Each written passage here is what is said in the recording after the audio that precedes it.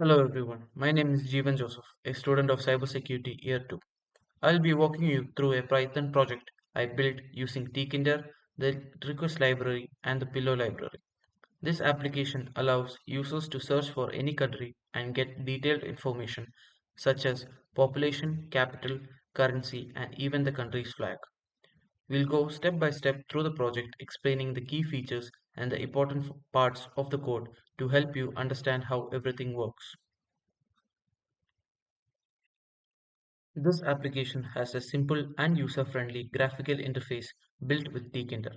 It interacts with REST countries API to fetch real-time country data and displays the result in application window.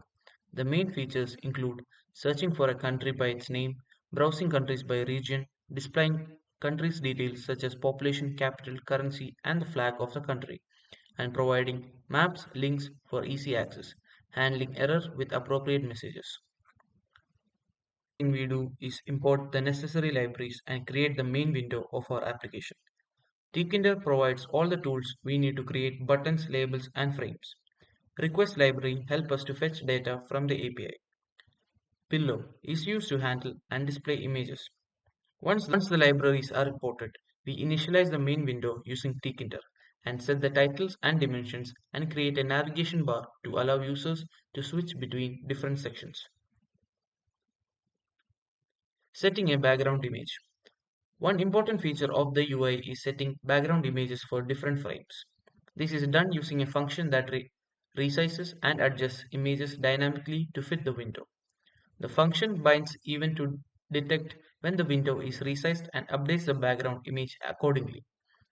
This ensures the application looks good on different screen sizes. Fetching data from the API.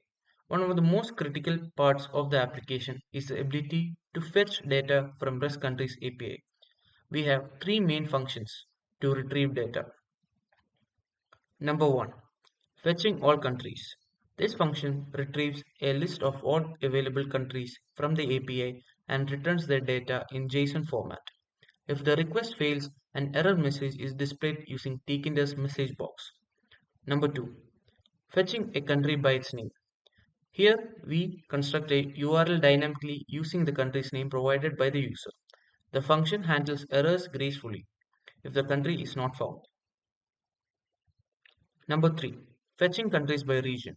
This function allows users to browse countries based on their geographical region, such as Asia, Europe, or Africa.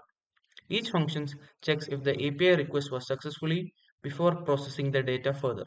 If there is an issue with the network, a user-friendly error message is shown.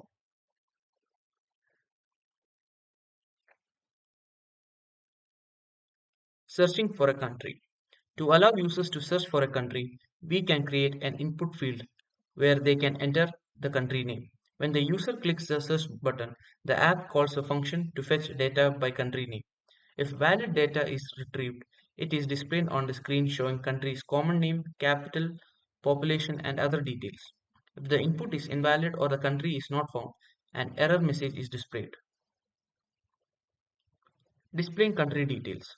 Once the data is fetched, the application displays important details such as country name, capital city, population, region and sub-region, currencies and language, Google Map links. A notable feature here is we extract data using Python get method to avoid runtime errors if certain important information is missing in the API response. Displaying the country flag. Another interesting feature is showing the country's flag within the GUI. The flag image is fetched from the API and displayed using Pillow library. Since the flag is an online image, we downloaded it using request get and resize it within the application. This gives an visual appealing touch to the interface. Region selection feature.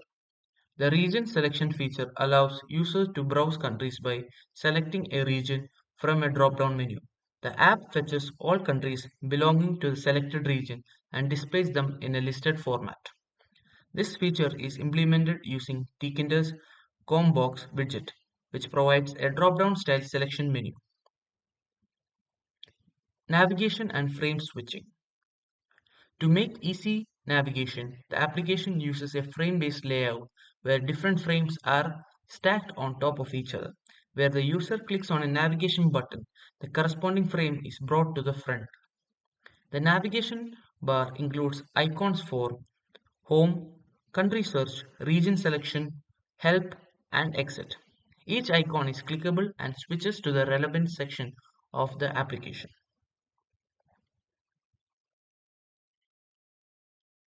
Handling user errors. A good application should always handle errors gracefully. This project includes error handling in several ways. Invalid input handling. If the user enters an incorrect country name, an error message is displayed. Network issues. If the API requests fail due to internet connectivity problems, the app notifies the users. Image loading errors. If the flagged image fails to load, the app displays a placeholder messages. Exiting the application. Finally, the app includes a exit button that asks the user for confirmation before closing. This is done using Tkinder's message box. Ask yes or no function to prevent accidental exits. Running the application. Once all the components are set up, we run the application using Tkinder's main loop, which keeps the window open and responsive to users' interactions. When the application is launched, the home screen is displayed first, and users can navigate to the other sections using navigation bar. And that's a wrap on our country information GUI application. We successfully created a functional application that interacts with the live API to provide useful data in a user-friendly interface. Thank you.